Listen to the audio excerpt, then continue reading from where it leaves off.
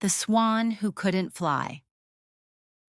Sometimes people walk past someone else's pain, not because they are cruel, but because they believe someone else will help.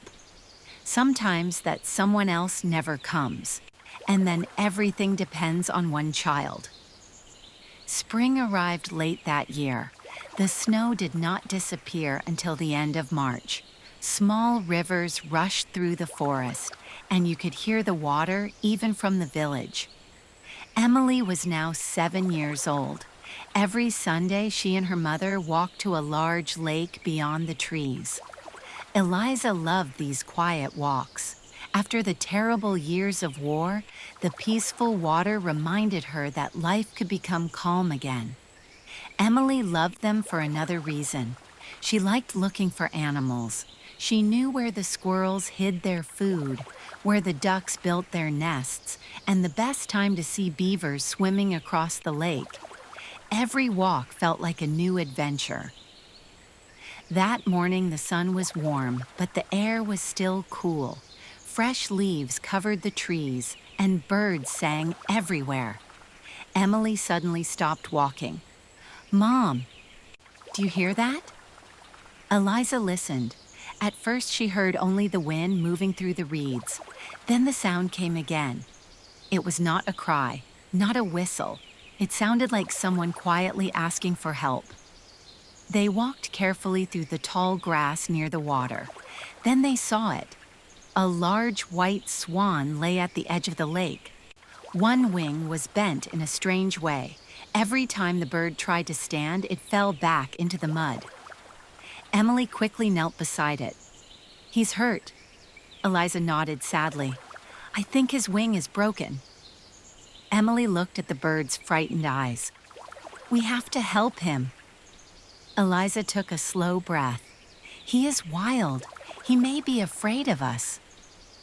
But Emily had already taken off her scarf. She remembered something an old hunter had once taught her. She gently covered the swan's head with the soft scarf so it could not see everything around it.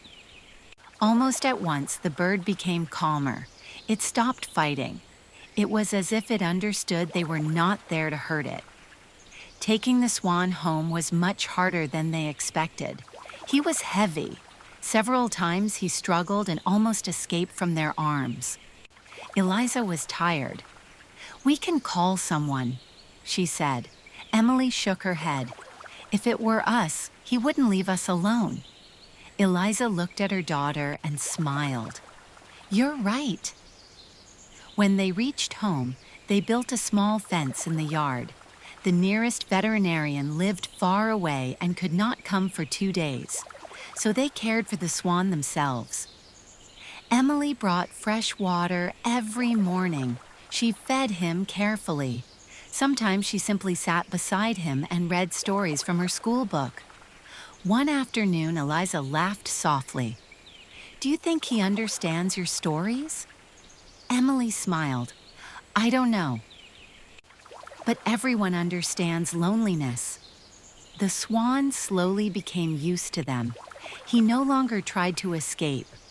Sometimes he watched Emily with calm, dark eyes while she talked about school, flowers, and the clouds above the house. Soon everyone in the village heard about the beautiful white bird. Children came to see him. Some brought grain, others brought fresh vegetables. People smiled when they saw how gently Emily cared for him, but not everyone agreed. Farmer Carl crossed the yard one afternoon with his arms folded. He looked at the swan and shook his head. "Why are you wasting your time? He will never survive. It would be kinder to stop his suffering." Emily stood between Carl and the bird. "As long as he is breathing," she said quietly, "he still has a chance." Carl sighed. "You're too young to understand life." Emily looked at him without fear. "Maybe, but I understand hope." Carl had no answer. He simply walked away. 2 days later, the veterinarian finally arrived. He carefully examined the injured wing. For several long minutes, he said nothing. Emily waited without breathing. Finally, he smiled. The wing was broken, but you did exactly the right thing. If he had stayed by the lake for one more night, I couldn't have saved him. Emily's face lit up with happiness. Eliza felt tears in her eyes. Carl, who had quietly listened from the gate, looked away without saying a word. Almost a month passed. The weather became warmer. The flowers bloomed. Every day, the Swan grew stronger. Finally, the veterinarian said it was time. It is time to let him go. The whole village gathered at the lake. Children stood quietly beside their parents. Even Carl came. Emily carefully removed the last bandage. The Swan stepped into the water. For a few seconds, nothing happened. Then he stretched his wings. He ran across the lake. Water splashed everywhere. He tried to fly, but he couldn't. One wing was still too weak. The Swan slowly floated back onto the water. A heavy silence filled the shore. Carl lowered his head. I told you. Emily felt tears filling her eyes. For a moment she wanted to cry, but instead she walked closer to the water. It's okay, she whispered. We can wait a little longer. The Swan looked at her. Then he tried again. He ran across the lake. Again he failed. But he did not stop. He turned around. Tried a third time. This time he ran farther than before. His wings beat harder. The water sparkled behind him. For a second, it seemed nothing would change. Then a strong wind swept across the lake. It lifted the great white wings. The Swan caught the air. Slowly, higher, higher still. He was flying. The whole village watched in complete silence. The Swan circled above the lake once, then twice. Suddenly he flew low over Emily's head, so low that she felt the air from his wings touch her face. It almost felt like a quiet thank you. Then he climbed higher, crossed the forest, and disappeared into the bright blue sky. Nobody spoke. Even Carl kept looking upward for a long time. At last he walked over to Emily. He awkwardly took off his cap. I think, he said quietly, sometimes hope can fly too. Emily smiled. I always believed it could.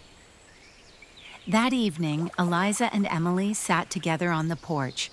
The sunset painted the sky with soft orange and pink colors. Birds were flying home across the lake. Eliza looked at her daughter. Why did you never stop believing he would fly? Emily thought for a moment. Then she smiled. Because once, someone came back when everyone believed it was impossible. Eliza immediately knew who she meant. Marcus, the man who had once returned when all hope seemed lost. She wrapped her arms around Emily and held her close. Neither of them said another word. Sometimes love speaks loudest in silence, and somewhere far above the forest, a white swan continued flying toward the evening sky. Sometimes miracles don't happen because we are certain they will. They happen because we never stop hoping.